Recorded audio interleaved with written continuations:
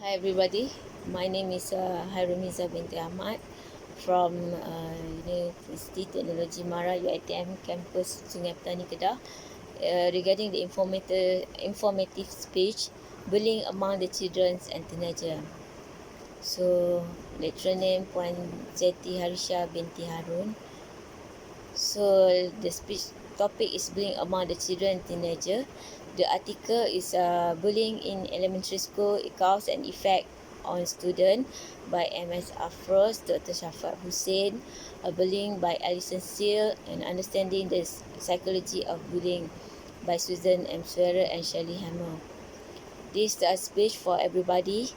Okay, the specific purpose statement is to inform my audience that the bullying among the children and teenagers is getting worse and our children need help.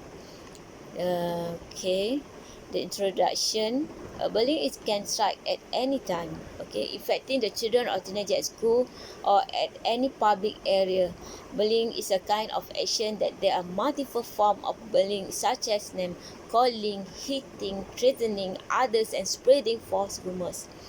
Bullying among children and teenagers not only decrease their academic performance but also cause major depression and stress problem, which is the victim need to refer to psychologists and taking pill every day to control the emotion.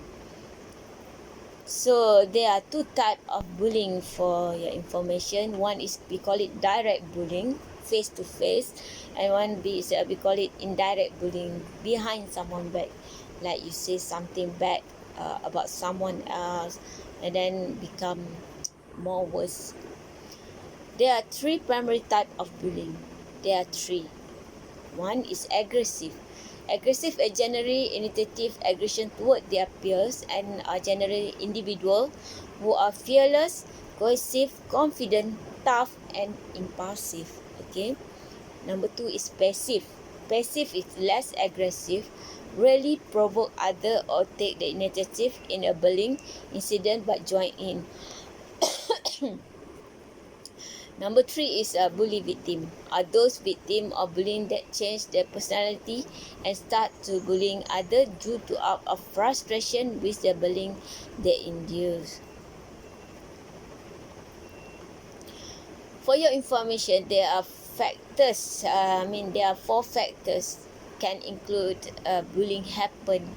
Why it happen? One is a family. Family is about because the children who observe parent and sibling exhibiting bullying behavior. Peer group is children may conclude that bullying is okay and may even feel pressure to join in to gain acceptance. Number three is school culture. School personnel ignore bullying or refuse to discipline bullies.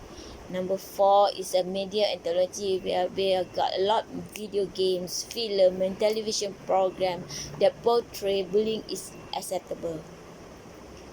Okay, what happened after bullying? Suicide and bullying. According to the Center of Disease Control, approximately 2,000 youths commit suicide each year, a number that has tripled since 1960. Suicide is now the third leading cause of the death among teenagers. As a parent, what we can do? We can validate a children's perception of any threat they may be facing. Their peer group often has a stronger influence over them than their parents. Find ways to communicate with children.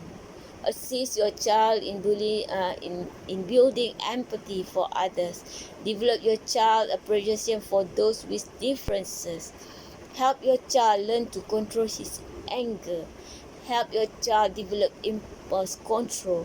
Help your child develop his or her negotiation skill. Help your child develop his or her listening skill. Help your children learn how to express their emotion in appropriate way. Help your children learn how to recognize clues of the emotion others are feeling. Model appropriate behavior. Use positive discipline strategies. Encourage your child to talk to you. Encourage your child to participate in school, club, athletic. Praise and encourage your child. Teach your child to be assertive rather than aggressive or violent when confronted by a bully. Make a detailed record of each incident. Build relationship with your child, teachers, and administrator. You may need to move up the chain of command in the school administration. Never blame your child. Seek help from a mental health professional. Okay, as a teenager and children, what they can do? Stay away from anyone or any group of kids who don't like you or are mean to others. Tell someone you trust if you're being bullied. Avoid unsupervised areas of school. Make friends at school and stick together. Project confidence. Try to build, inside you. So, to help your child work through this feeling that come from victimization, include talking to your child about what happened and validating her feeling. Encouraging your child to keep a journal describing what he is feeling and explain the process of healing so he can track his progress. Seeking counseling or support group and encourage your child to exercise. Physical exercise helps children release anger. Riding a bicycle, walking, climbing, soccer are all great ways to reduce stress. Impact of bullying. Bully victim experiencing worse outcome than other bullies or victim being at greater risk of anxiety, depression, low self-esteem, self-harm, suicidal ideation and suicidalities, physical injury, substance abuse, negative attitude towards school, absenteeism, poor perception of school safety, and aggression. Linked with poor physical health and poor school adjustment, including being unhappy, feeling unsafe, being thrown, performing poorly, and in some cases, dropping out school, including loneliness and withdrawal, anxiety and social avoidance, depression, and suicidal ideation. So, what school can do? Accept the fact that bullying is present in school. Determine the extent bullying exists in your school. Evaluate the physical environment of the school and eliminate potentially unsafe areas. Develop and implement a comprehensive violence prevention plan.